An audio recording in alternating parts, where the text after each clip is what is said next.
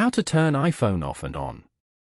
To get started, first of all go ahead and open up the Settings application on your iPhone.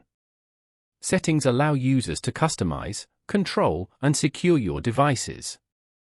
You can adjust settings for the screen, sound, wireless connections, etc., and manage your accounts, apps, and notifications to create a personalized user experience. Once you're here, scroll down to find the General option and tap on it. General manages your overall setup and preferences for iPhone, such as software updates, device language, CarPlay, AirDrop, and more.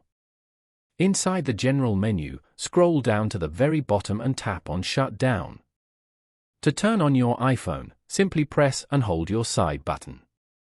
Following these steps, you can easily turn iPhone off and on. Thank you for watching. Please leave a like if this tutorial helped you, or leave a comment below if you have any questions related to the video.